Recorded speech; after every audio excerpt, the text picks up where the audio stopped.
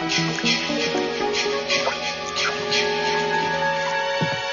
I dropped your wallet. I'm sorry. I got it. Who are you? What are you doing? Hey, now cut that out right now. That's not funny.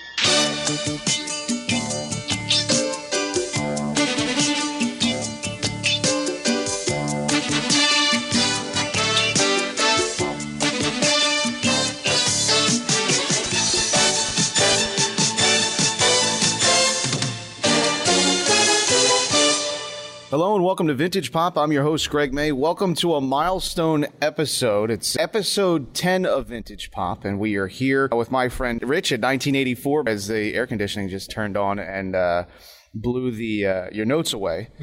But welcome to the 10th episode, and I want to welcome you to the show. Thanks for having me, Greg. Oh, yeah. It's a great pleasure. You know, we had Dan Richmond on last week, and similar type of situation. You and I have a very similar interest in film and nostalgia, and, you know, looking for people that have similar interests so that we can kind of continue these conversations and make them easier. We're here, live for us right now. It'll be, you know, about a day or so before this goes out. We're at 1984 Bar in Wilmington. Again, we recorded last week or so ago with Dan Richmond. A great place to be.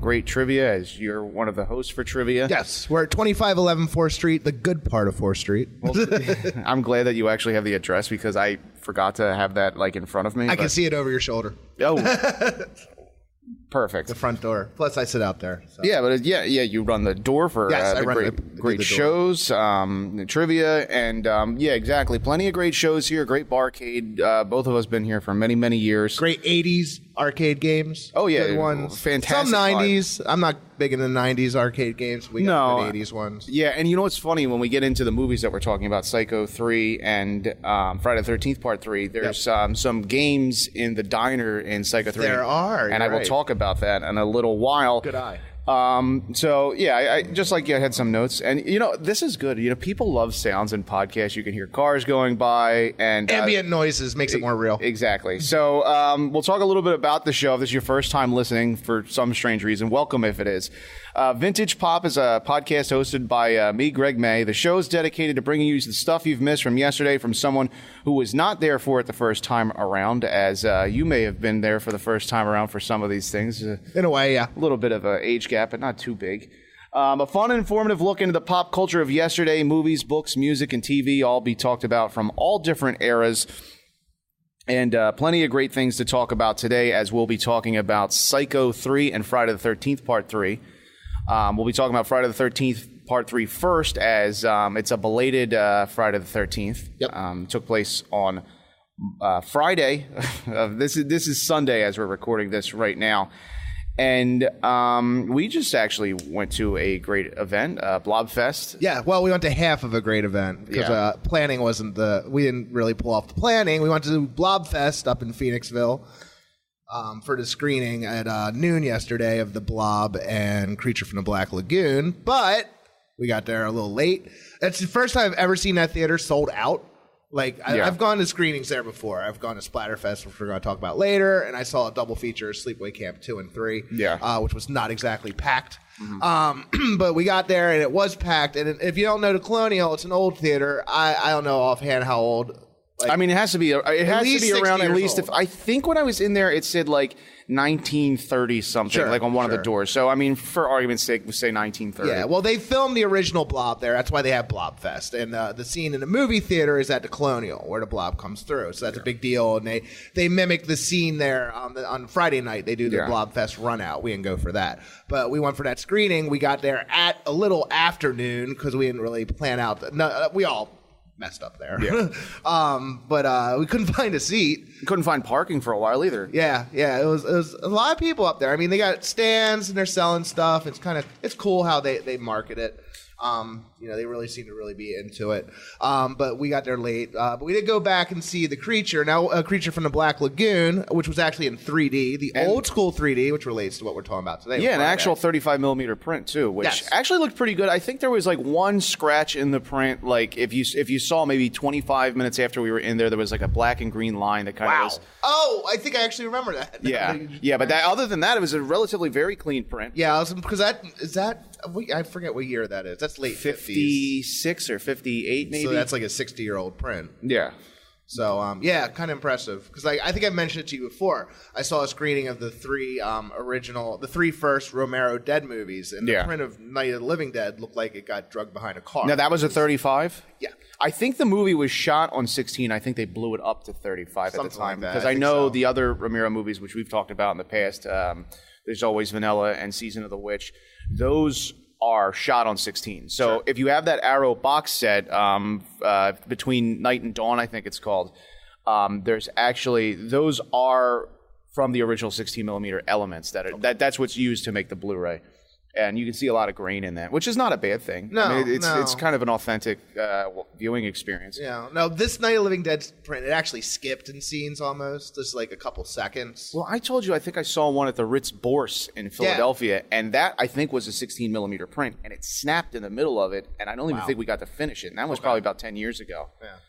But yeah, so Blobfest, plenty of great street vendors up there. What do you think of Creature? Had you seen it before? Yeah, I've seen Creature. Okay. I've seen most of the Universal horror stuff. There's a VHS line actually that came out in like the 90s.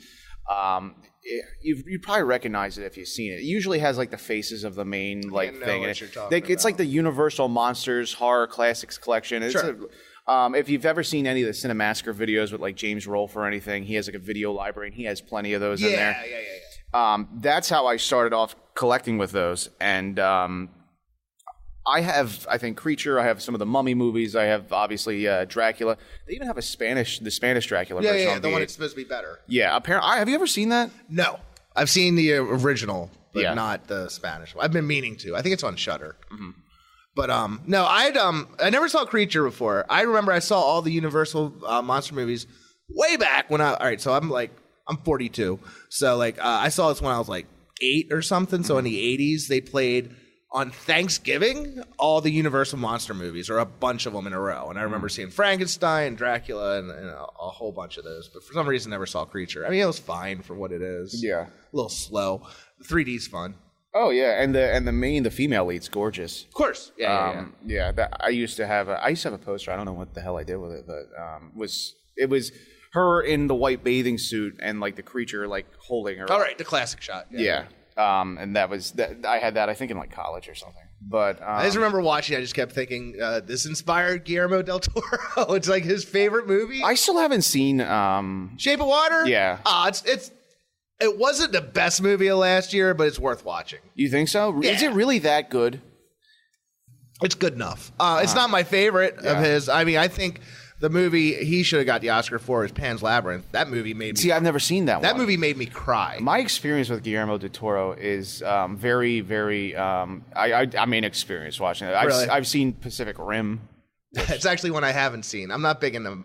It's kind of fun. I mean, if you like Godzilla films, it kind of has that type of element. I check out with the big monster things or anything like that. Or Transformers, it takes the human element out for me. There's a version of Godzilla that nobody likes from the 50s. It's the American version that has Raymond Burr kind of like, they have scenes of him spliced into it. You mean from the 80s? No, this is the 50s. It's Godzilla, King of the Monsters. Okay. They filmed scenes with Raymond Burr for the American audience, and he's basically kind of like a fly on the wall in like Tokyo as all this like stuff's going down.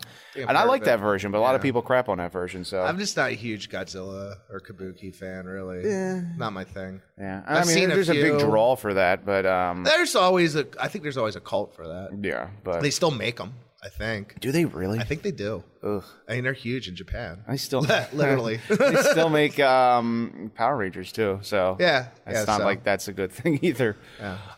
So yeah, plenty of great street vendors. The one thing that I was kind of like thrown off of was that VHS Preservation Society. Yeah. I feel like that's got to be illegal. What they're doing. Oh, I mean, it's definitely illegal. I mean, but nobody no one cares, but I mean, but I think the prices were a little steep for what it was. Explain what it is. Okay, so VHS Preservation Society basically is this group. They have an awesome library of stuff, but more or less what they're doing is putting the tape into the VCR and then into a DVD recorder and ripping the entire movie and then selling it to you in a DVD snapper case at $10 or $4 for $35. That was a terrible deal. That's true. Seriously, it said something like we can't sell our stuff half price because of material price increases. Oh, I didn't notice that. So I'll tell you what, they just from the library alone, if they were selling those for $5 each, I would have easily bought $5. $5 is worth it. Or like 5 for $20. Sure. I would have been in there. Sure. Because there was definitely like that Treasure of the Four Crowns, which is another 3D movie that came out during that craze of Friday the 13th, Jaws 3D. Which I got to see, but I'll talk about that later. What, the Treasure of the Four Crowns? Yeah, I saw it with last year Exhumed did a 3D Yeah, didn't they have Jaws 3D at that too? No, it was the one in Philly. They did 5 movies. I'm going to forget the titles of half of them, but they started with Friday the 13th 3, which I'll talk about. Yeah, I definitely want to hear about that. Yeah, but then the Treasure, and then the 3 others, which honestly I don't remember the names of. One was like a samurai movie. Yeah, one of them was like a Smokey and a Bandit ripoff, which was actually fun. But and then there was that, what else was it? Under the Rainbow, that Chevy Chase movie that was there that you said I should see. No. It's a major flop. Yeah, and I was being sarcastic. I mean, It's not I'd a still good probably movie. watch it. Nah, Chevy Chase did some garbage. Wasn't another movie he did with like a dog in the 80s? Oh, Heavenly Dog. Yeah, he like dies and That's becomes an a dog. awful movie, and he Yeah. switches consciousness with the dog or something like that. I saw it when I was a kid. It's not good. I mean, there are plenty of Chevy Chase movies I like. I love Fletch. I love Caddyshack. The ones that have a reputation. I just think he must have had a bad agent. He did some crap. What else was bad that he did? Caddyshack 2. Yeah. Well, I mean, he was only in it for like a hot minute, but People don't like the Fletch sequel. Fletch Lives is okay. It's got Hal Holbrook in it. Yeah, it's been like 30 years since I've seen it. The cover is like a spoof of Gone with the Wind. Yeah. Deal of the Century, you ever see that? That's a Friedkin. That's Friedkin. Yeah, I've And never that's seen it. Chevy. And it's got not good. Greg Hines in it too, I Sigourney think. Weaver. Yeah. It's not good. No. Have you ever seen The Brinks Job? No. That's apparently another like that's when Friedkin was trying to get back on the upswing after Sorcerer kind of like bankrupt Paramount and Universal. No, I never saw that. Yeah, it's about the Brinks robbery in the 50s. Okay. But I think it's got Peter Boyle, Columbo, what's his name? Peter Falk. Yeah. So I'm sure it plays okay. Yeah.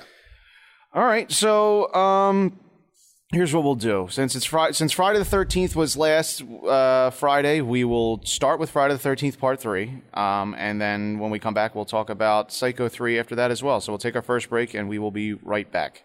Show starts in 7 minutes.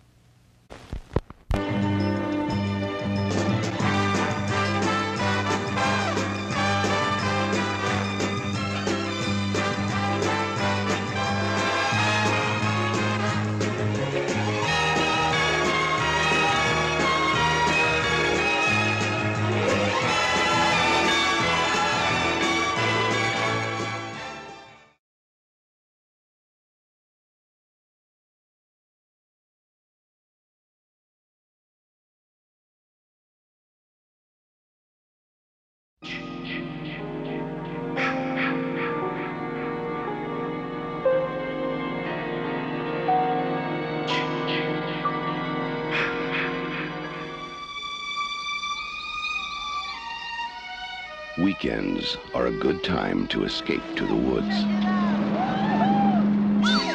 Unless the weekend begins with Friday the 13th. Because 13 is an unlucky number. But out here, so are 1 through 12. Because these are Jason's woods. And nobody leaves them alive. Friday the 13th, Part 3 in 3D. Jason. You can't fight him.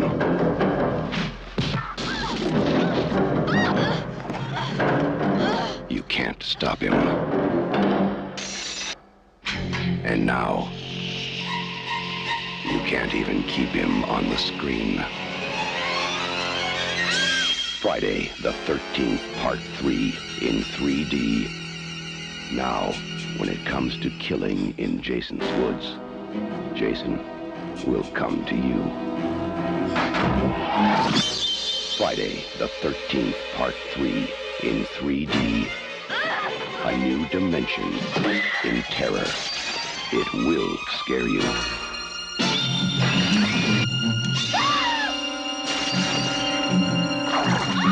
Count on it.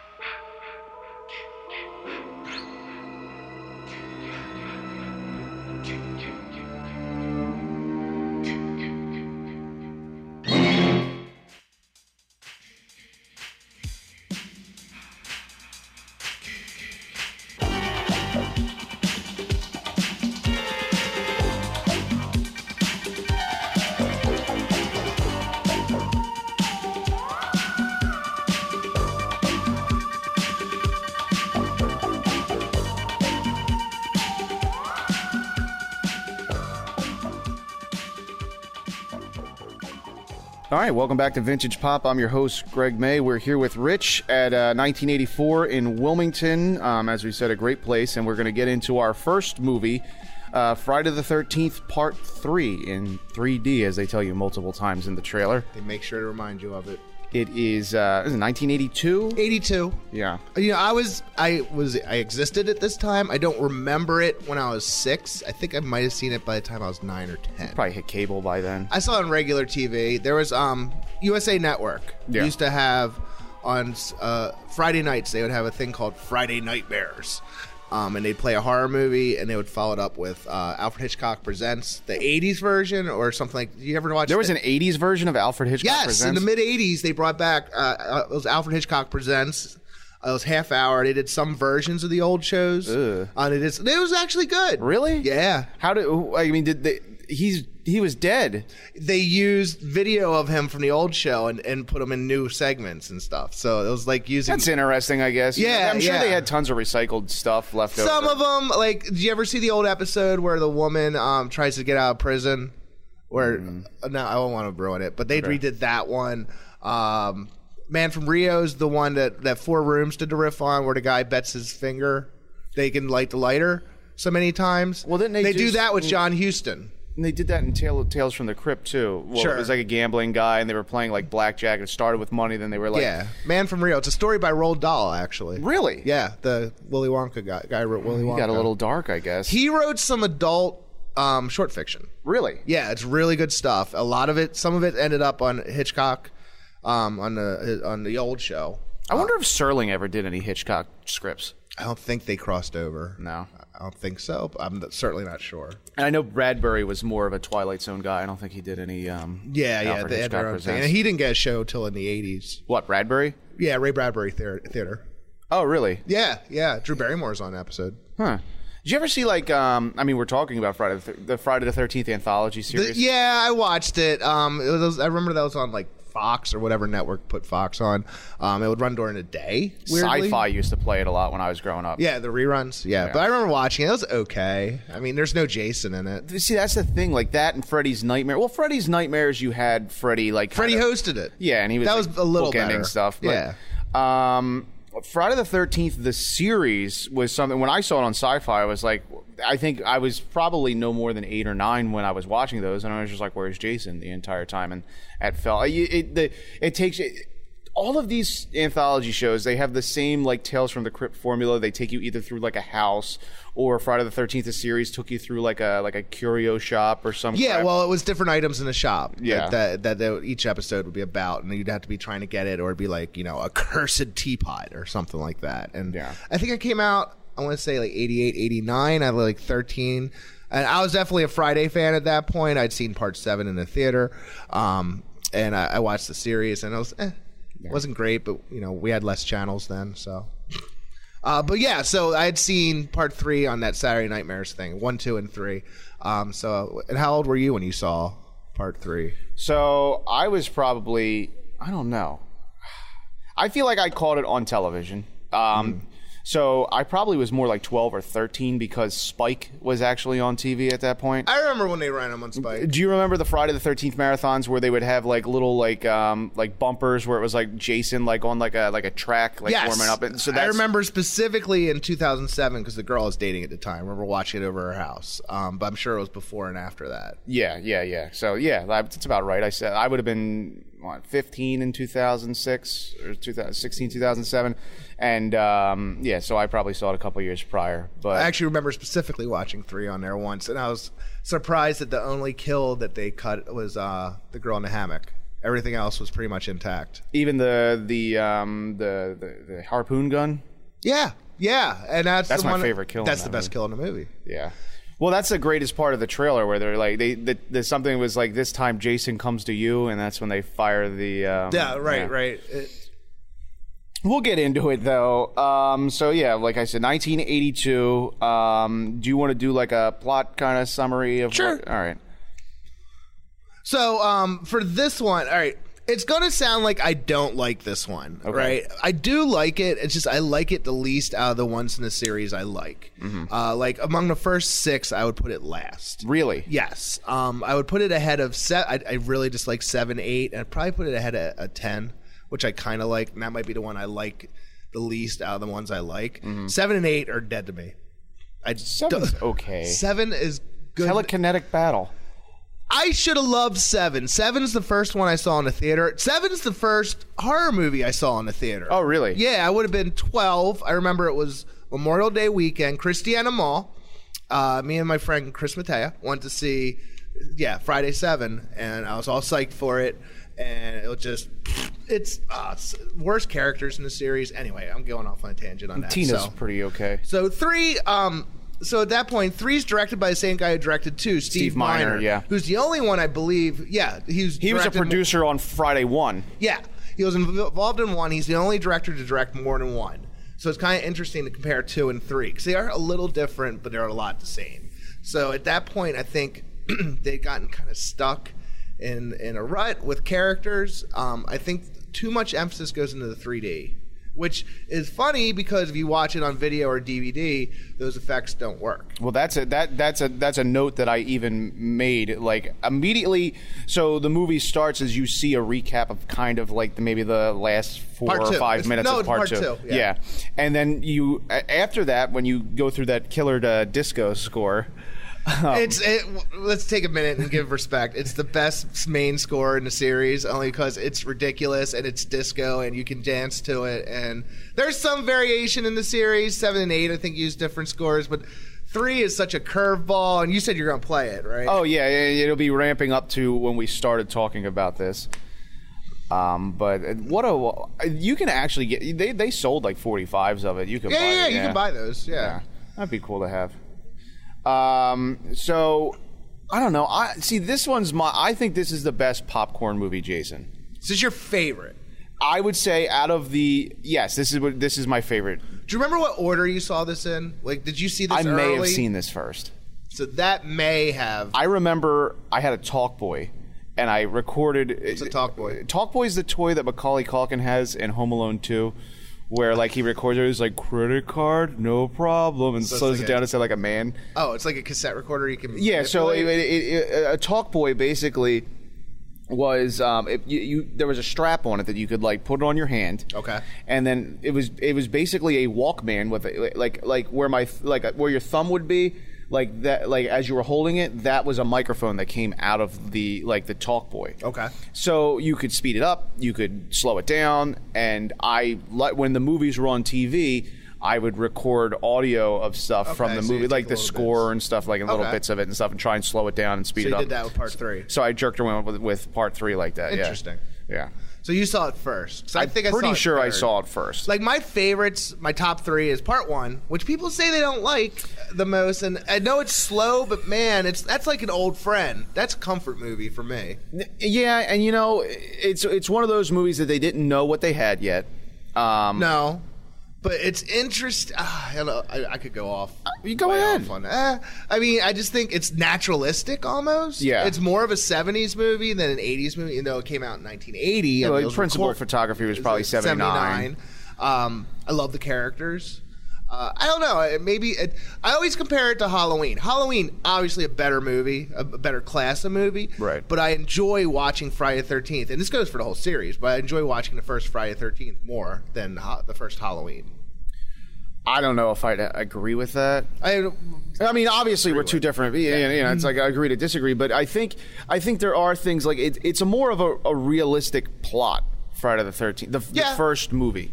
I mean, because you can obviously like you know what, the movie came out in 1980. If you haven't seen it, Mrs. Voorhees is the killer. I mean, if you haven't seen Scream, it's 2018. I mean, the movie came out 38 years ago. I did get a treat. Actually, the girlfriend I mentioned earlier that I saw part 3 with, we had watched a bunch of them together. I watched the first one. She was a bit younger than me, and she's like, "Oh, these movies are dumb." I'm like, "No, you'll be scared by part 1." And we're watching it, and there's a scene where you don't know who the killer is yet, and you just see legs. She goes, "Oh, wow, he sure is da-da-da." And I went, "He?" I'm like, I thought she knew Pamela Voorhees was the killer because she'd seen Scream, but she'd forgotten. So I had the joy of watching somebody who'd never seen Friday the 13th see the twist, and she was like, "Wow," and her eyes bugged out her head. So it was really neat. But yeah, and at that point, the movie is very effective at that point. I mean, and it's a logical slasher reason. It's just not like some dumb like Mongoloid or in the case, like, I mean, I guess to an extent, if even Halloween, if Halloween would have ended at Halloween 1, Michael was dead. Yeah. Well, I'm just saying, like, if Michael, like, if they didn't show that scene where he was gone, Michael, like Loomis shot him to death, it's over. So, like, you don't have that superhuman element to it, or like a force of evil, supernatural. Exactly. It was just a maniac who, dude who liked to kill people, killed his sister, broke out. Halloween 1, we don't even know the sister thing. So if you kept it at Halloween, there's no sister. No, he killed the sister in he killed his sister. That's why he got locked away. I thought you were referring to Jamie Lee. I'm sorry. No. Oh, spoiler alert, Halloween 2. Oh, good. But apparently this remake, they're throwing that in the trash, apparently. Yeah, everything after 1 is moot. Which, I don't know. I think Halloween 2 is sometimes, I mean, and we're going off topic, but it's whatever. Halloween 2, I think, is the go-to Halloween movie for me most of the time if I'm going to pick between 2 and 1. Probably because you've seen 1 so much. Yeah, and I just like, I don't know, I like 2. There's like that scene when he just walks through like a plate glass door, like, and it's nothing, and when when Loomis shoots him down, and then the cops like checking him for vitals, and like he just gets up and like slits the dude's throat. 2's more of a traditional slasher movie. And I think those are like, and like how you said traditional slasher movie, I think more of those like tropes happen in 3 in spades, I think. In Friday 3? Yeah. Okay. Yeah. Yeah, well, all right. So a couple things about Friday 3 that I wrote notes on. So it has a lot of firsts for a Friday 13th. So there's the 3D thing, and it's the only one that does the 3D. So I think a lot of attention went to that. So it's also where the hockey mask gets introduced. Right. So that's a big trivia question for people. We can thank Shelley for that. Yes, Shelley for that. And so the hockey mask was very iconic. In part 2, he had the sack, which is kind of neat.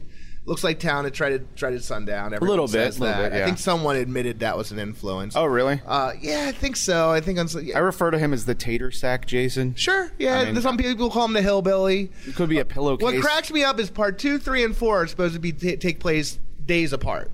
And Jason in 2 and Jason in 3 are very different body types. Because 2's a little... Steve Dash, who played him in 2, is a little shorter and maybe a little stockier.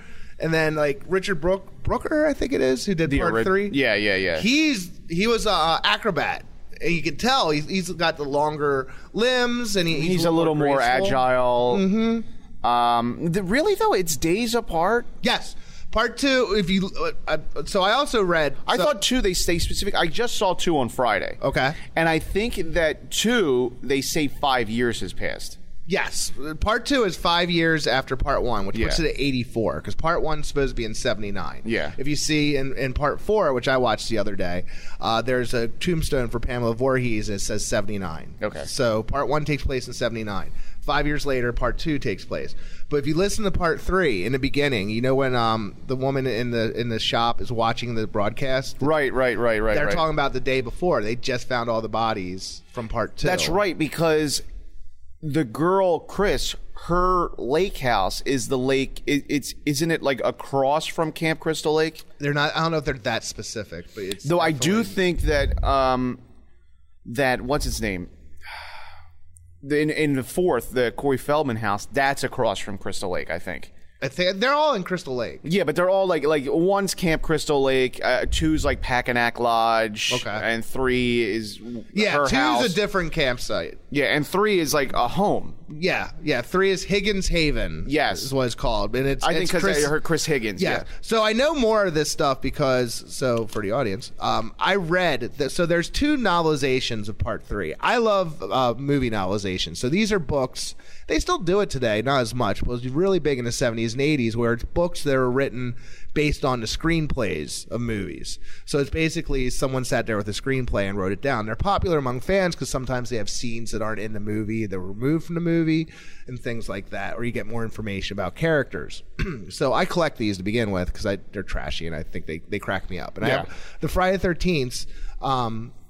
A couple authors have done them, but 2 authors did 3. So one came out at the time 3 came out in 82 by an author, Michael Avallone. So there's that one. And then another guy did a novelization in 87 of Part 3 because he had done Part 6, and I guess it sold well. His name's Simon Hawke. And so then he did Part 1, 2, and 3. So there's 2 novelizations of it. So 3 is based on the screenplay as the movie was done. But so the version Simon Hawke did, but the version that the other guy did, Michael Avallone, is based on the screenplay before it was filmed. So it doesn't even mention the hockey mask, and there's weird differences.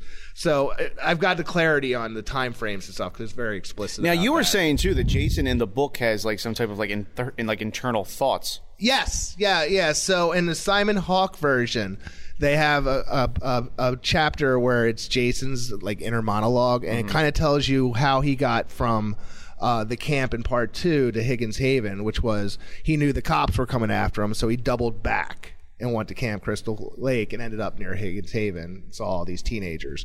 Not really explained in the movie, but a little explained in the book. Yeah, so I wonder if like at that point at 3, like I don't know, like maybe he wasn't supernatural yet. People argue that back and forth. I would say the last kill is kind of supernatural. I don't want to necessarily spoil that too much, but okay, yeah, you know what I'm talking. The one that looks especially bad in 3D. So he's like the whole like. I mean, he crushes a guy's head with his bare hands, and the eyeball pops out, and the 3D looks so bad. Oh yeah, it's laughable. But when I saw it in the 3D version, so did I mention that already? I saw. You didn't go into it, but you said you into did. it. Yeah, so they did the way they did the 3D. They had the new kind of glasses, so it wasn't the old red and blue. Oh, it wasn't anaglyph? No, someone made some kind of glasses. I forget what kind. So it looked good. I don't think the experience wasn't fantastic because I'd already seen the movie so many times. Like it wasn't as cool as seeing it in '82 and not having seen it before. But it all looked good, and that eyeball effect looks good, but it's fast. But if you see it on the home video version, it looks painfully fake. But that's something he does that's supernatural. He crushes a guy's head in Part 4, so I would say he was supernatural all along. But Part 6 is when they make him more of a zombie Jason. Well, yeah, because he gets struck by lightning or whatever. Yeah, and he seems to have super strength, and that was written out. He rips off limbs and things like that. Yeah. So, we have another group of counselors. Well, they're not counselors. No, they're not counselors. They're just friends of that girl, Chris. Yep, friends on vacation. Shelley, who is the practical jokester of them. He's like Ralph in Part 1. Yeah. Yeah. I guess. Yeah. Ralph was a joker, remember? Ralph wasn't messing around. A big problem I have with 3 is the characters. I think it's the blandest characters in the series. Really? Yeah. Here's the one that bothers me the most, almost. Chili and Chuck, the stoners. Yeah, the Tommy Chong. So obviously they're a rip on Cheech and Chong. And I never noticed this before, but pay attention to their names. Chili and Chuck. Their CH is like Cheech and Chong. Yeah. I don't know if that's the screenwriter winking at the audience or flipping the bird at the audience, but It could be. It could be a mix of the two. yeah, it probably is a mix of the two. If this is what you want. So I think the character's just so bland. The main girl, Chris. So I think some of these actresses at this time, it seems more so the actresses, were classically trained actors. Like method actors. Yes, yeah, and yeah. you get a little more of like stage acting in these movies, I think. Jenny less so, which I think why Jenny in part 2 is one of the best heroines. But her, Alice a little bit, they seem a little trying to hit their mark. You know what I mean? Well, I did. I made a note that Chris was going for the Oscar when she was making her speech about like how she knew about Jason. I mean, she didn't know who he was. Sure. And I don't think they really establish that they know? No, this is the only Friday the 13th where no one says Jason's name. Because I don't think they even know who he is. No one does. The only and yeah, they have a whole thing where Chris had been attacked by him before, and there's it contradicts itself because she mentions it was 2 years ago in the movie, and Rick mentions she was there the summer before. And in one of the novelizations, it says it was a year before. But there's a scene where she talks about getting attacked by somebody, and it's Jason. Yeah. Because you can tell because they show you that she doesn't know that. But you see him. You see him in the flashback. Yeah. That's a scene that people have argued for years because they're like, oh, did Jason rape her? Like, I don't. Well, doesn't she black out? She blacks out, and people Yeah. are like, well, what happened there? Yeah. Which- Why didn't he kill her? That too, because Yeah. he usually doesn't show mercy. Yeah. But they don't do anything with it besides she recognizes him. Yeah, for a or like it second maybe towards the could end. even have been a nightmare. I mean, but did she have that a doesn't make premonition? Like I don't sense. know. There's massive plot holes with that. I'll get to the one at the end later, but yeah. So yeah, I mean your traditional, slasher fare. They set up the characters, and I will say one thing. I'll give 3 credit for. It's the first Friday the 13th to have ethnic characters. the bikers. The 2 of the bikers are black. Yeah. Right? They've never had black characters had speaking parts. I think there's a black guy in part 2. 1 in the diner. In 2, one of the counselors in part 2. But he doesn't have a speaking part. He goes to the casino or whatever. But he's always in the background scene. He doesn't. Yeah, I guess so, yeah. Yeah. So I'm saying, so the 2 bikers in 3 have speaking parts, and actually in one of the novelizations they have all 3 of them be black. Okay. Well, I mean, whatever. And Vera, because Vera's Latina. Yeah, yeah. So that's the first time in the series, all the main characters have been as white as the day is long. That was what Shelley was trying to. Oh yeah, the girl Shelley was trying to get with. Yeah, yes, yeah. Poor Shelley. Shelley is the. I always crack up. So at Monster Mania or at horror conventions, they always have Friday the 13th people, Yeah. and Larry Zerner Yeah. is the name of the guy who does Shelley, and he seems to be at every convention, and he's sitting there looking so eager. He looks like he would pay you to let him write him an autograph. He looks so. He's like a lawyer, I think. Yes, yeah, he has like a permanent job. He just seems so happy to be there, but he just wants to talk to people. And I bet you, like, how many times can you get Larry Zerner's? I'm not into the autograph thing anyway. I don't either. I mean, I know, like we were, and we'll talk about it later. I mean, Monster Mania. Sure. I had a bad experience with it with Kevin and James a couple With you guys not because we being couldn't able to even get in. They were, yeah. and I'm sure anybody that listens to this who's involved with any type of horror movies or knows the horror community or anything like that, that was a big deal a couple months ago. They basically oversold the convention, and they said there would be tickets at the door. You get to the door, you couldn't get in. Long story short, eventually the fire marshal was called, I think, because they broke code. There was too many people in the building, and they had to actually let some people out. And that was like really, really bad news for them. And they got a lot of hate on social media for that. I remember reading that. I wasn't even planning on going to that one, but No, I know Kevin wanted to go because Elvira was going to be there. okay. But I mean, John Milius is going to be at this upcoming one in August, and Yeah, we should go. That's why I want to go, because like if he's going to do it, he's got to do a Q&A. Sure. And I mean, I didn't even realize this today because we've been talking about future shows, and like I've been doing like Dirty Harry movies. Him and Michael Cimino wrote the screenplay, The Magnum Force. Yeah, I think I did know that. I didn't know that I didn't know until today. Cimino did, but I think I knew Milius did. But yeah, so the bikers are introduced. They're going to a vacation home, and it's just Jason just happens to be moseying. Jason crashes the party and messes things up, and Jason, I think, again, Richard Brooker. Am I getting that right? Yeah. I think he's one of the best Jasons. My favorite Jason is Ted White in the final chapter. He's just brutal, and he sells the part. I think Kane Hodder gets a lot of love. He did parts 7 through 10. He did the worst Jason movies. He really did do the worst and he Jason has movies. so much love. And there was, you know why? Because he's a fan himself, and he really does. He sells himself very well. Yeah. And to the community. So I won't begrudge him that. I do not think he's the best Jason. No. I think he over personifies him. The Yeah. whole thing. I'm gonna breathe like this. Like, all right, man, just kill people. yeah, like I get it. You're a big dude. But Richard, I'll tell you what. I this time so I watched it this week, Right. and I've seen Friday 3. I don't know, at least a dozen times. Mm-hmm. And what I really noticed was, I really like the way Brooker as Jason. He's in early scenes. He's in the back of scenes, and you don't necessarily notice him. The one I don't think I ever noticed before is when Fox, the biker girl, goes into the barn. So the two main buildings at Higgins Haven is the house and the barn. A lot of action happens in the barn.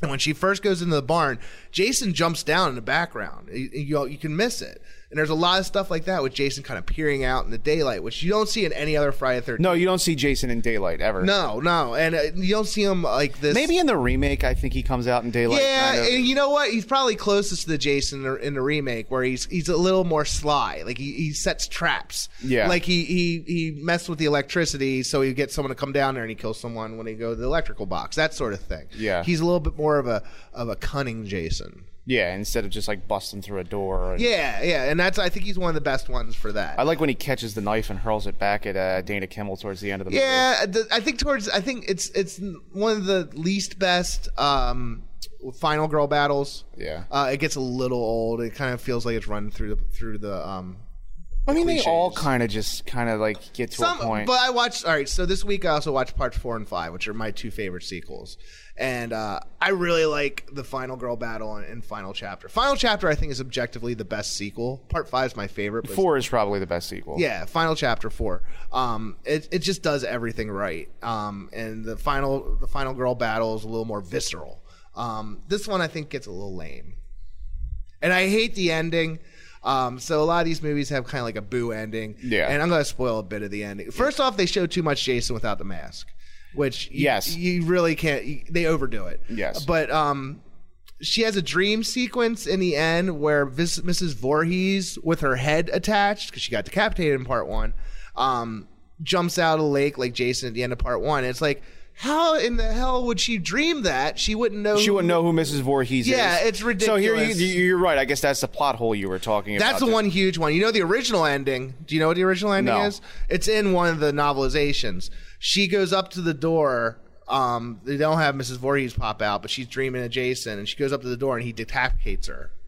So he cuts her head off. Okay. And she also cuts his head off at the end, as opposed to how he gets dispatched in the movie, which is just ridiculous. But yeah, so the original ending was pretty bad too. And the one novelization, the earlier one, that one by Michael Avallone, has this whole weird thing where she dreams of Jason decapitating her, and she's in like the cops don't believe anything happened, and they didn't find any bodies, and they think she's just crazy. It's weird. It doesn't go anywhere. I'm kind of glad that's not what they used. Yeah, that would probably be really bad. Yeah, I don't think it would have made sense, and I think they realized that. So, I think it's a fun sequel. It's definitely not a bad movie. I would never recommend someone not watch it. I think it's essential.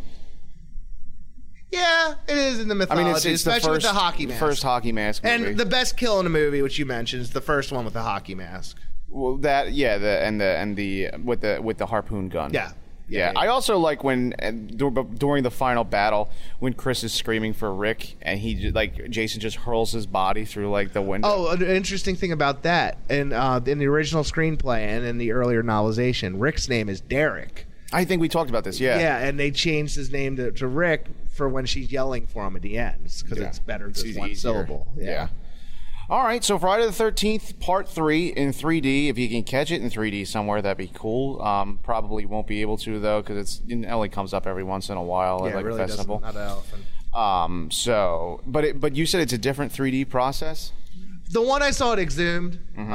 Was it a digital print that you might have seen? No, I think it was an actual. Oh, so it was a actually 35 millimeter, but the glasses were something one of the guys at Exhumed actually made. Oh, okay.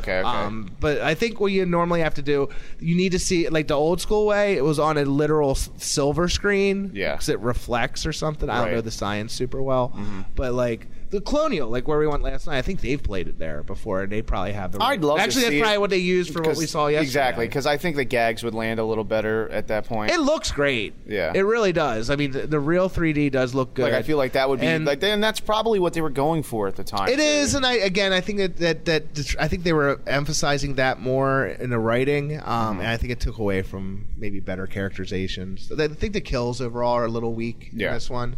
If part 4 gets back on track with all that. All right, so as always, I'll leave a link where you can check it out. I know it's definitely on Amazon Prime. I don't know whether it's free or not, but I know. I think it's on 1 and 2 are on there right now. I think for free if you're a Prime member, I believe. Okay. I own them all, so I've never tried to watch them. Yeah, I mean, I have the DVD in my backpack, but yeah. I believe they're on demand if you have cable. I think a couple of the Fridays are. I'm not sure. For free or you got to pay? Well, if you have cable. Okay. All right, so yeah, we'll take another break. We'll come back. We'll talk about Psycho 3, which I'm actually excited to talk about because I took a lot more notes this morning when I watched it. Cool. And yeah, we'll be right back on Vintage Pop.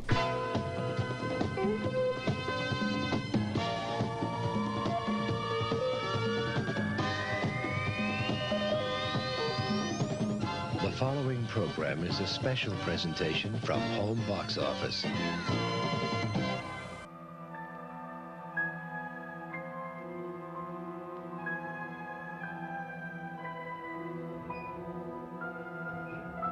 The guy just wants to be left alone in peace. Aren't you going to take him in for questioning or anything? Just leave him alone. Norman Bates is back to normal. But Mother's off her rocker. Again. Norman, is that you? Yes, Mother. It's me.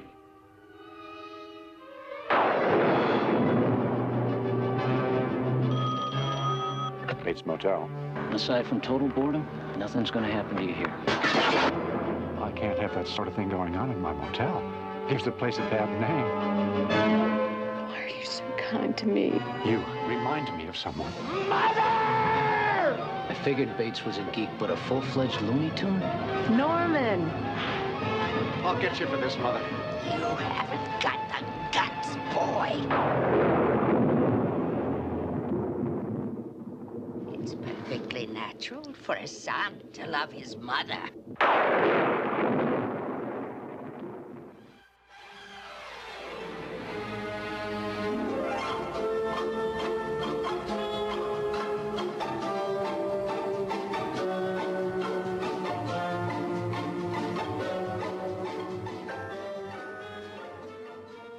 All right, so welcome back to Vintage Pop. I'm your host, Greg May. We are back at 1984 with our guest co-host, Rich, and we're going to be talking about our second movie, Psycho 3, from 1986, I believe.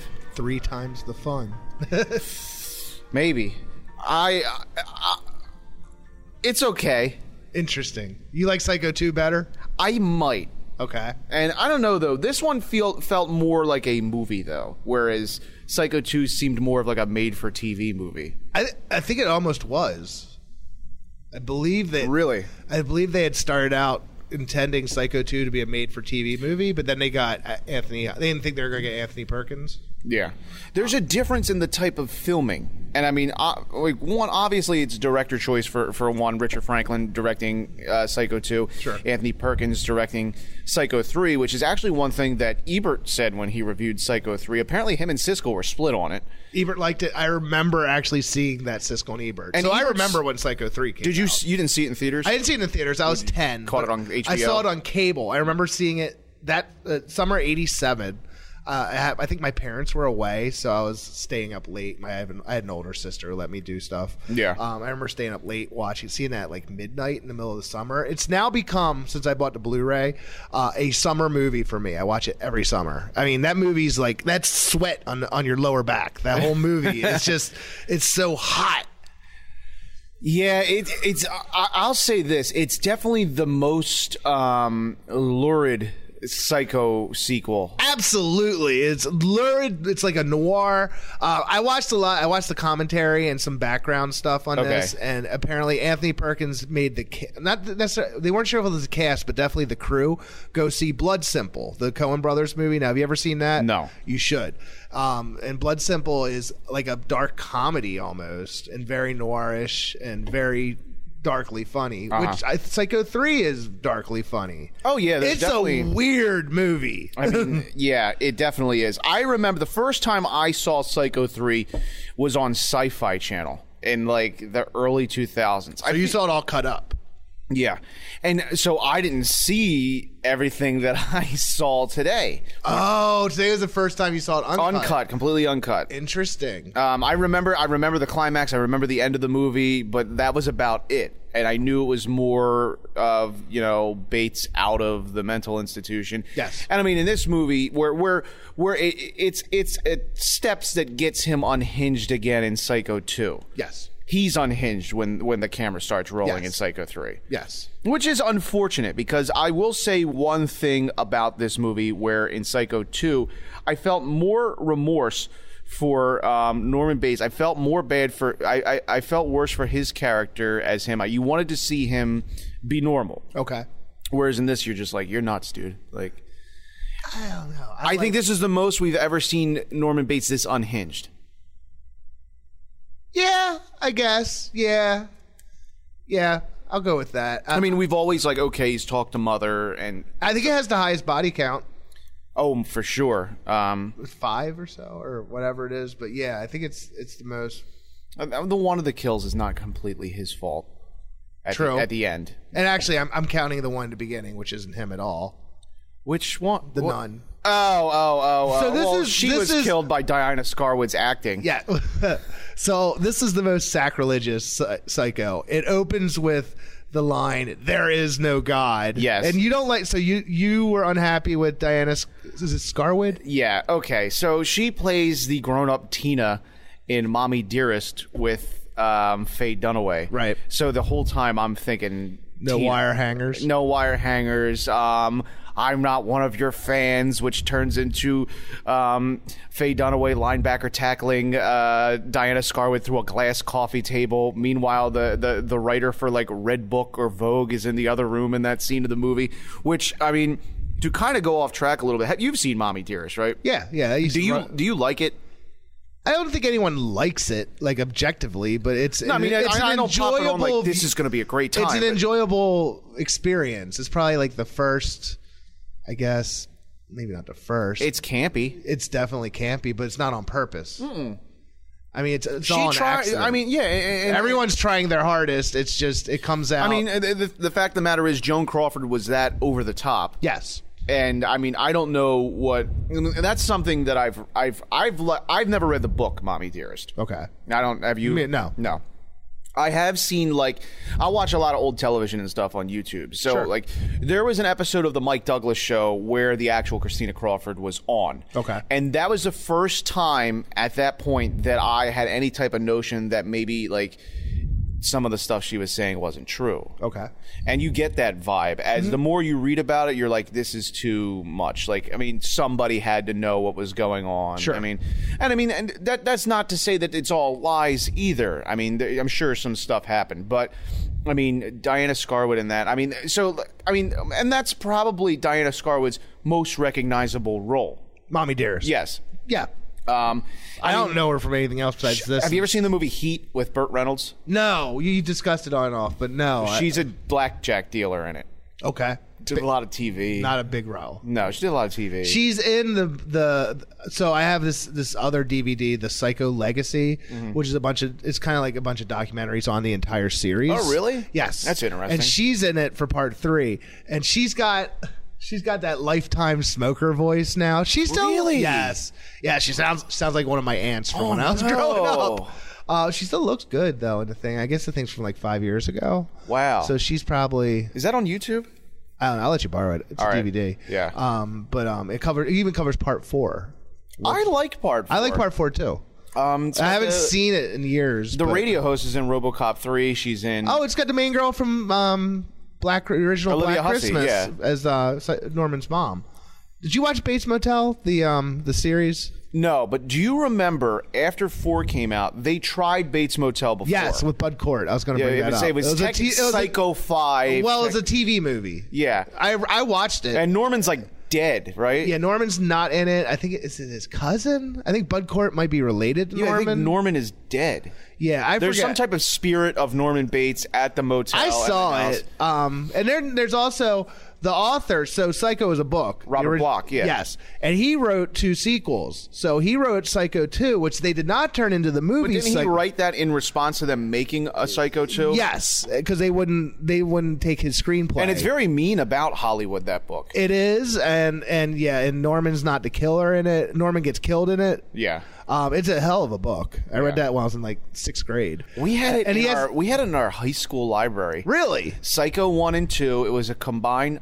I didn't read it, but I remember seeing it on the shelf. It's a great library. Yeah. Back in the day, libraries used to mess up and put adult stuff in kids sections. I remember the Wilmington Library had Stephen King's The Long Walk in the teen section. Did you read when you were growing up? Did you read Scary Stories to Tell in the Dark? I have them on my coffee table. Okay. Yes. So yeah, that was something I remember was on a lower shelf in my elementary school. That was library. huge. I remember. I don't know how the hell that was in an elementary school. Oh, that was normal in the 80s. But it was. You know what it was though? Those were marketed at children. It's not even the stories that are scary. It's the illustrations in that book. Yeah. Well, did you ever read? Whack. You ever see Edward Gorey's illustration? He had a lot of stuff with children dying. The Tinsley something where it goes through the alphabet and it's different kids dying in different ways and it's a poem. Ugh. Yeah.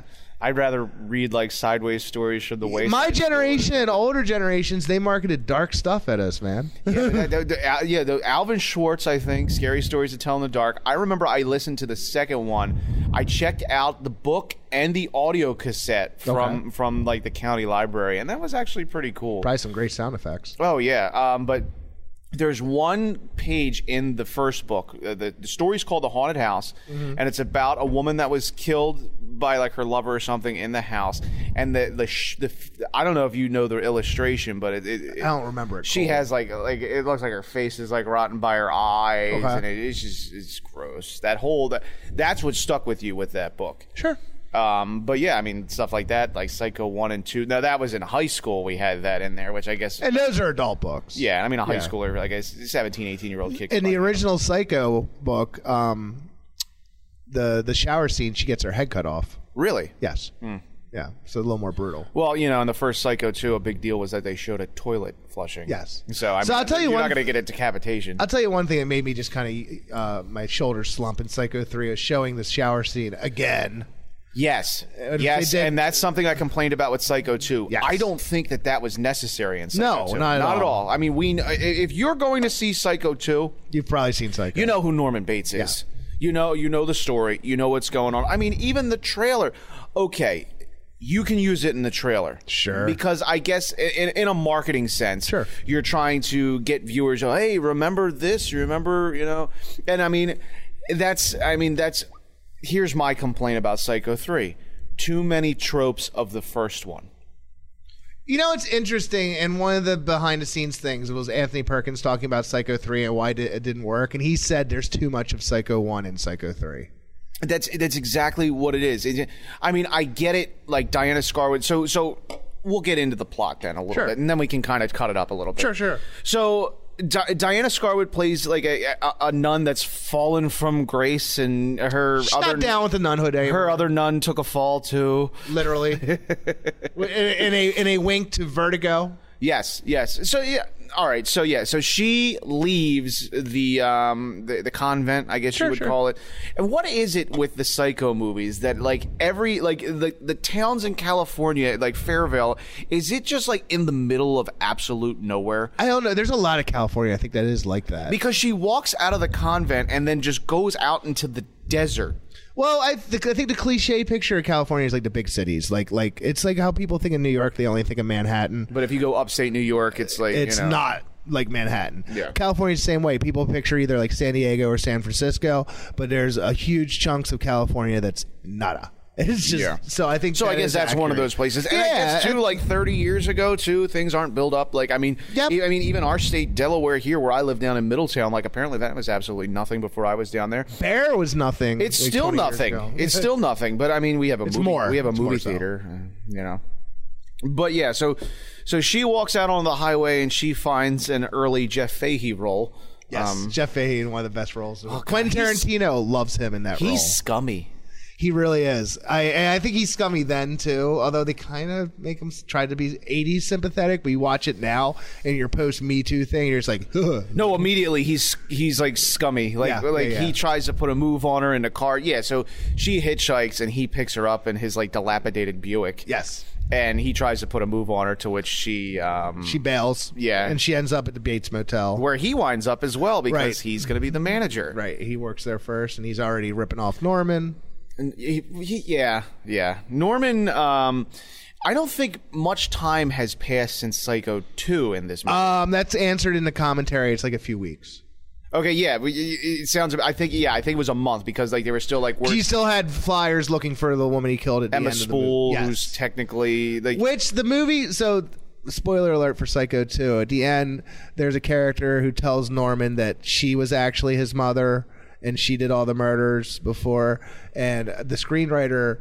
Anthony Perkins didn't like that, and he told the screenwriter to undo that. So there's a reporter character in the movie, this time watching it, I noticed she's really just a plot device to undo that character being Norman's mother. Because at the end they say, "Oh no, Emma Spool, the woman who claimed it was his mother, it wasn't. It was his mother, just like back in the early Psycho." Yeah, and she's just a plot device. She also too is like putting the screw to Norman. Like I mean, Norman's already unhinged at this point in this movie, but she does not make things better for the residents of Fairvale. And you could remove her from the movie and up all the weird plots, and I think you'd still have. I think you'd even have a better movie. I like this movie. Here's something I liked. I liked that they kept the owner of the diner and the sheriff. They recast them from Psycho 2. Yep.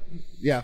Also, there's a pretty solid Berserk machine in the diner. Oh, okay. And my pinball machine that I own at home is I mean I haven't seen it since cable on Sci-Fi, but I have a 1981 Kings of Steel or 82 Kings of Steel, and there it is in the diner. You don't get I was like, oh my god, that's my pinball machine. So I'll post a picture of it in the blog, and so whenever anybody sees the movie, they'll be able to see, like, up there it is. So it's funny how you see stuff like that. The bar that Jeff Fahey's in when he talks to the reporter at one point, there's a Kiss pinball machine in there. Okay. I think since and it's funny to say, we're sitting in a barcade. It's funny since I've gotten, like, more and more into arcade games and purchased arcade games and stuff like that, I kind of noticed them more in movies back then. Now I'm like, oh, that's a Berserk. Oh, that's a Pac-Man. That's a Wild Gunman. So stuff like that. But... like I said, I think when we were talking about Friday the 13th Part 3 about how there's more slasher tropes at that point, they're in Psycho 3 completely. Well, and this is a weird point of the slasher movie. Like, so it's past like the big rage for slasher movies was 80 to 83. 86 was a great deal, but horror movies were still pretty big in the 80s then. And I think the kills in this movie are great. Yeah, and they're not terribly brutal. The gore's up there, but I think it's just like anything else you would see in any other slasher movie. At the time, yes, yeah, probably. The so I paid attention to what came out around Psycho. Oh, good. I thought that was kind of interesting. So, where was it? I might have tossed that, maybe not. Because I was curious what else came out that year. I think Child's Play was maybe the year before. Was that 85? That was 88. Really? Yeah, I think that was later. Maybe I didn't save that. No, I did that for Psycho, for Friday 13th, not Psycho. But yeah, so we're kind of outside the whole slasher peak. So it's a little weird. I don't know. I thought it did some interesting things, some interesting settings. The phone booth kill kind of mimics the shower kill in a way. Okay, so I can tell you what came out horror related in 1985. 86. Okay, hang on. So, yeah, 85 was Nightmare on Elm Street 2. 86, you got The Fly, which is in a slasher, a horror movie. It's same screenwriter. Is it really? Yeah, same screenwriter did Psycho 3 and The Fly, because the commentary on Psycho 3 is with him. Texas Chainsaw 2. I love that movie. It's a great movie. I don't know why they have Aliens on here, but... Aliens is that summer. Jason Lives came out in 1986. That's right. Ooh, Henry, the Portrait of a Serial Killer. That's not a good movie to watch more than once. I could not get through it again. You couldn't get through it at all? I watched it, but I'm saying, like, if you were to, like, hey, why don't you watch Henry again? I'm like, that's alright. I own the Blu-ray. I don't think I've ever watched it. Why did you even buy it? It's like $5. I got it back. A great movie. I rented it back when I used to get DVDs from Netflix. Yeah. And that came in the mail. I watched that, and I was just like, all right. I saw that when I was 12. I think. Really? Yeah, 86. It's an 86. I saw it on video. Oh my god. Yeah, I remember seeing it in a video store. I saw some disturbing stuff on video back in the day. I saw Last House on the Left when I was 12. I'd say Henry's worse. Last House on the all right, Last House on the Left. House on the Left has rape. Henry doesn't have graphic rape. Yeah, but I don't. Henry is just so like. Henry doesn't get off the gas pedal. True. It's just like from your first frame of the movie, the pedal goes down and it doesn't get off until the credits roll. It is a downer of a movie. It's a super downer. Where Last House on the Left, you got like the two idiot like Dukes of Hazzard cops. Yeah, that never really made an impression though. Like Last House goes so low. In a way, but I get what you're saying. David Hess in that movie, man, he plays a great scumbag. He really does. I mean, he's like up there with like Dennis. No, he's better than Dennis Franz, who is at Psycho 2, is Mr. Sure. Toomey, and we were. My notes last time we were talking when I was talking with Dan. I had in my notes I called him King of the Scumbags, Dennis Franz. I mean, he was also in. I was talking about Blowout. You ever seen that with John Travolta? Yeah, actually, I rewatched that a few months ago. I just got the Criterion. Yeah. I got that at Christmas time. I have like a CED video disc of it, and that's how I watched it the first time. Okay. So like as it's like skipping because it's basically a video on a record. Wow. But that's how I watched it the first time. Interesting. It's a good movie. Mm-hmm. Most of Hama holds up. Yeah. Who's also a big Hitchcock guy. Obviously. So she, I guess to get back to the plot. Sure. Diana Scarwood shows up at the Bates Motel with Jeff Fahey, and she just so happens to look exactly like Marion Crane, down to the suitcase where it says MC on it. Yes. And so she's having a real bad time after the nun ordeal. Sure.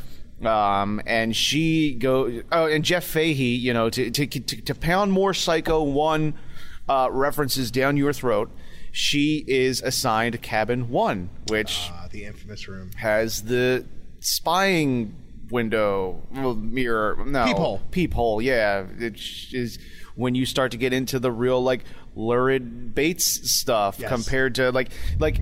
You know what? Psycho 3 is Psycho 1 for the audience for the 80s. Maybe, yeah. That's legit. If Psycho, if Hitchcock didn't do Psycho 1 and somebody took that screenplay and made a movie in 1985 or 1986, that's kind of what you're going to get. I think Hitchcock was always bummed he didn't get to make stuff during like the R-rated. Did you ever see Frenzy?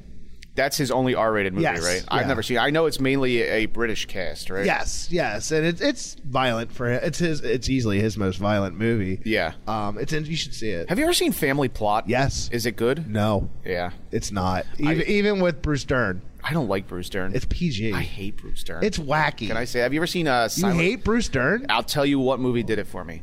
Silent Runnings. Never saw it. Don't watch it. It'll ruin your Bruce Dern. I've seen the cover. He's just boring. Really? Boring. Thumbs down on Silent Running. Yeah, I got it at the Goodwill in Middletown, and I kind of would be fine if they wanted to take it back. That's the period when Sean Connery was doing a lot of sci-fi, right? 70s? Is it 70s sci-fi? That stuff's not great. Logan's Run's good, though. Yeah. I bet you Dan would probably have a stronger opinion, but a lot of that sci-fi from the 70s kind of... Outland's 1980? Is that 80? I don't know. I still haven't seen it. I saw it in that box. I could have saw it. Sure. Yesterday. I don't know. I'm sure there was better ways to come across it. Yeah. I don't know what else. Silent Maroons is in the 70s. Saturn 3?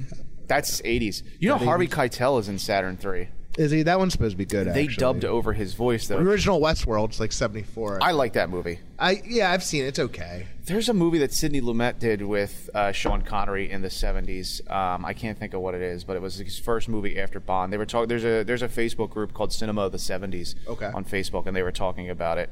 Start with a Z? No, you're thinking Zardoz. That's John Boorman. Okay. Who also did Exorcist 2. That's a fun time. Not really. I've never seen it. You've never seen it? Not all the way through. I remember. You know, it would be a pretty good like bonus episode one day. What's that? Live commentary of Exorcist 2. I think Dan has it. We could like. I wonder if we could do it here one time. That'd be funny. That'd be interesting. Yes. Isn't it long? Like 2.5 hours. It's trash. 2.5 hours and a lot of locusts. It's trash. Yeah. The score's weird. Like, but like, here's the thing: when you're Warner Brothers, and because Zardoz came out before Exorcist 2. Okay.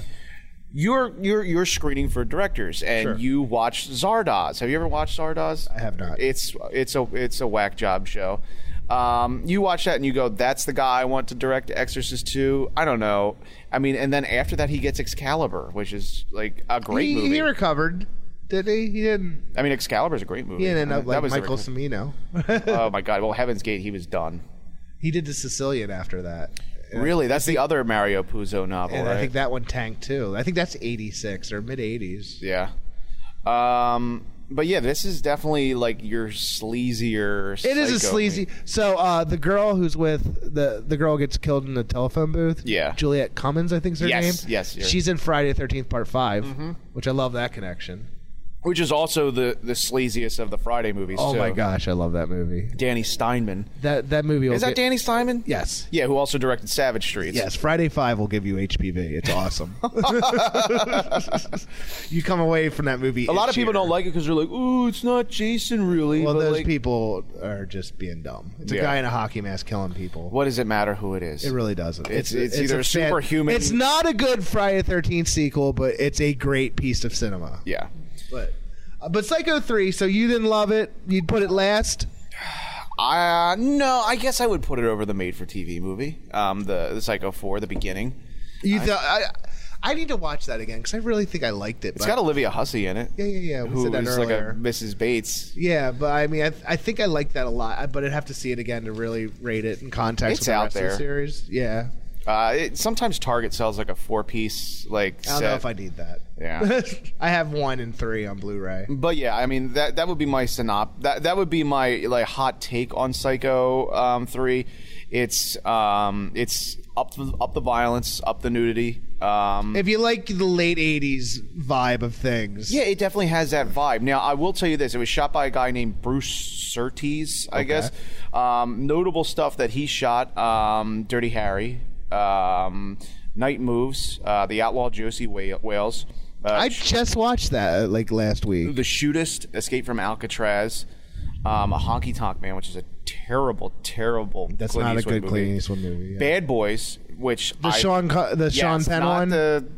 The other one. That Bad Boys, the Sean Penn one, is hard as nails. I love that movie. That movie will beat you up and take your lunch money. That's an HBO special right there. That used to play on HBO a lot, yeah. I remember that playing on regular TV a lot, too. He also shot the first Beverly Hills Cop. License to Drive. I like that movie. Tightrope. And then in the 90s, nothing really worth talking about. Karina. Nah. And I don't know. Whoopi Goldberg, right? Yeah, and Ray Liotta. He shot Risky Business. And I like Firefox. That's Firefox is good. Not great. Firefox is one of those good, like, Firefox would have did better in the 70s. Firefox came out in 1982. I think it did pretty well, didn't it? I can tell you. Hang on. Side note, Firefox had a budget of $21 million, and it made $46 million. So, I mean, it made its money back. I guess Blue Thunder did better. That's the one with Dabney Coleman. No, Roy Scheider's Roy Schneider's in it. Yeah. But that's kind of similar with like a... I don't know. But it's got like that... It's got that early... Okay, so...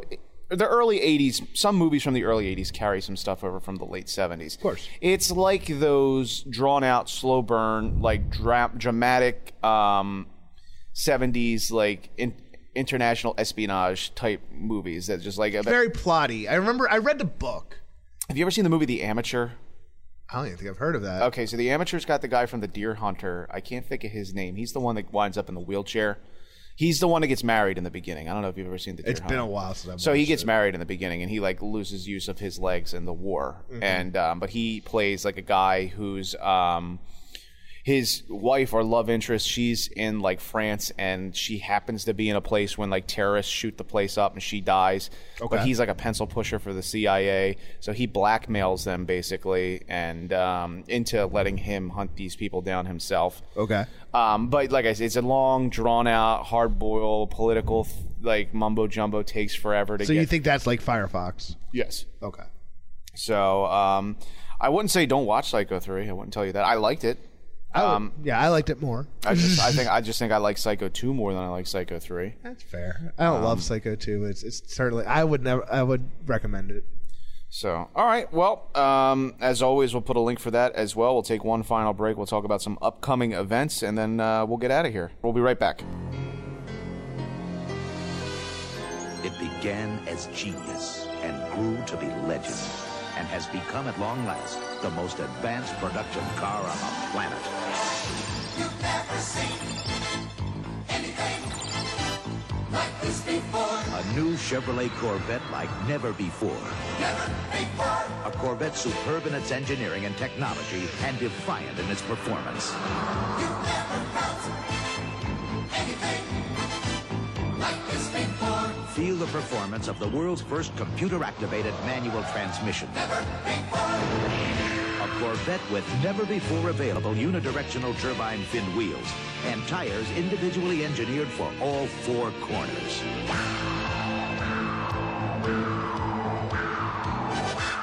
You've never seen anything like this before. Liquid crystal displays, 14 separate instrument readouts, English or metric, all updated 16 times every operating second. You've never heard anything like this before. An available Delco Bose stereo with 4 never-before speakers, separately engineered for sound that's out of this world. Never before. The most advanced production car on the planet is now called Corvette. Chevrolet is taking charge.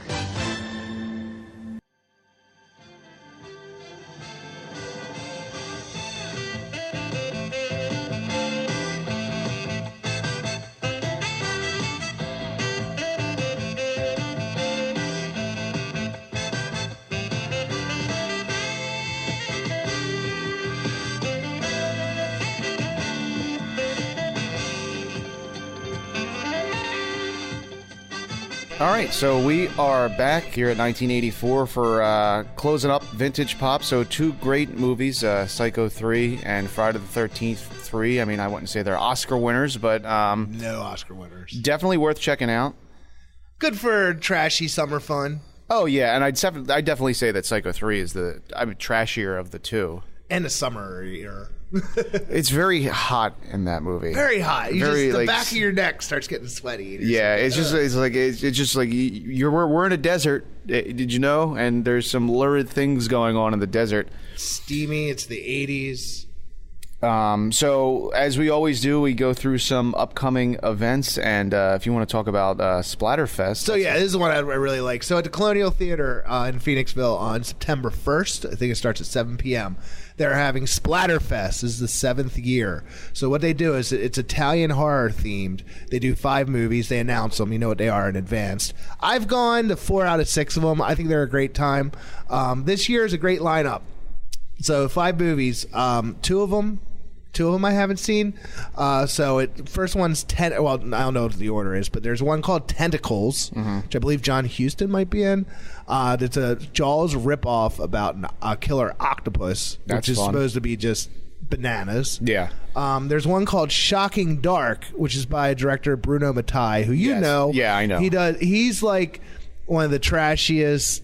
He's not a particularly good director. Oh, no. But they're very entertaining movies. And Shocking Dark is supposed to be a ripoff of both of James Cameron movies, like Aliens and Terminator 2. Yeah. And it was even released as Terminator 2 in Italy. You might know him as Vincent Dawn from Hell of the Living Dead. Yeah, and I think a couple other things he's under that name. Yeah. So those are the 2 I haven't seen. The ones I have seen, there's Black Sabbath, which is where the band guy's name. It's Mario Bava, who's like the godfather of Italian horror. Right. It's an anthology one, Bela Lugosi season 1 story. It's good. It's very, very solid movie. That's probably the most stately mannered of the movies. Oh, it's probably the most clean, probably as well. Yeah. Then there's Lucio Fulci's The Black Cat, which I have not seen yet. Which is based on Edgar Allan Poe. I've seen it once. It's not one of my favorites, but I definitely want to see it again. It's all over the place. It's not one of his most violent ones. It's not. So Fulci's known for some incredibly violent movies like The Beyond or Zombie, City of the Living Dead. This one's not so violent, but there's a lot going on. Oh, yeah. Yeah. And then finally, the one you said, I think you're the one you're looking Contamination. for. Contamination, which is an Alien ripoff. Yeah. Which is just a bunch of chest bursting scenes, and that's a lot of fun. So September 1st. Yeah, Killer Goblin score in that, too. Yeah. So that's the one I'm most looking forward to. So I always plug the Secret Cinema. There's 2 events coming up. One this Friday. They're going to be showing Desire with Marlene Dietrich. If you're a 1930s movie person like myself, I go a little further back. That's going to be at the William Way Center at 1315 Spruce Street in Philadelphia. It starts at 6 o'clock with food, beer, and drinks. The movie starts at 7:30. Tickets are $20 advance, $25 at the door. And then what I will probably be going to Wednesday the 25th at the Glenn Ford Mansion right outside of Philadelphia proper. It's at Grant Avenue and Milner Street in Philadelphia. They're going to be showing the 1935 musical political satire Thanks a Million at 8 o'clock, and it's $10 to go see that. And it'll be cool to see the Glenn Ford Mansion, which apparently is one of the last historic mansion estates like on the Delaware River outside of Philadelphia. Okay.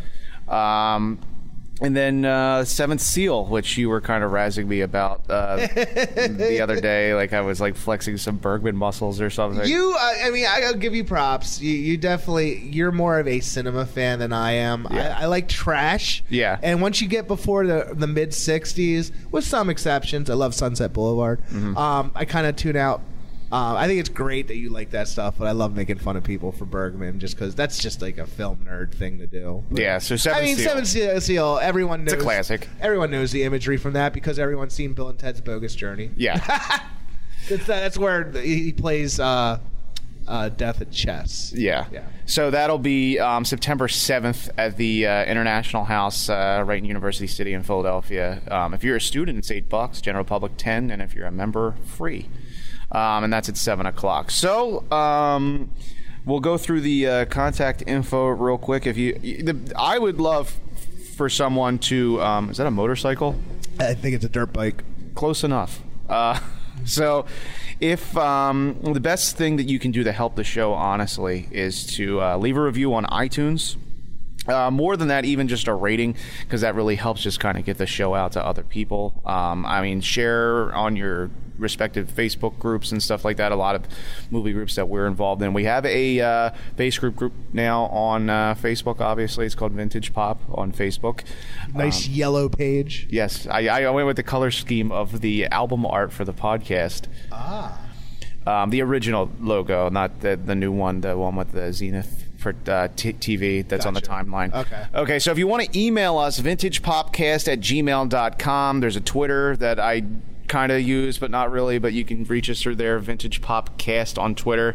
The best thing about notes, I leave a lot of notes for the show, and you can check out all those notes at the blog page, which is vintagepop-podcast.blogspot.com. And as always, come out to 1984 and hang out with us on Tuesdays. Rich hosts trivia every other Tuesday or so, I guess. Yeah, I'll be there this Tuesday. We don't have a theme, but it's fun. It's vulgar. Yeah. So there's some heckling going on every now and then. That's all part of it. So, all right. Well, thanks a lot for coming on the show. Thanks for having me. You want to give people a preview of what we're going to be doing? So yeah, we've talked about Cobra and Nighthawks. Yes, it's Stallone trash double feature. Yeah, they're good movies. They're trash, though. Nighthawks Especially isn't Cobra. Trash. We'll get Nighthawks is like a political action. Do you know there's a hip-hop group inspired by Nighthawks? Really? Called Nighthawks. That's good. Yeah, I don't know if they're still around. I'll do some research on that. So yeah, Nighthawks, we talked about... you and Dan were doing Cronenberg? Yeah, like Dead Zone and I guess Fly. The Fly. Those are his most accessible movies, I guess. They are. And Scanners is on there too, I guess you could say is an accessible... I love Scanners. That was the first Cronenberg I think I saw. Either that or Rabbit, I think. I think The Fly was the first one I saw. But we've been talking about doing some Clint Eastwood movies. Yeah, we're still trying to figure out which. And then I told you about To Live and Die in L.A. and Manhunter. So there's definitely some stuff on the docket coming up, and then once we hit October and September, plenty of really great horror stuff. I really want to do some Argento, maybe some Fulci. Yeah, definitely. So again, thanks for listening, and we'll talk to you next time on Vintage Pop. Take care.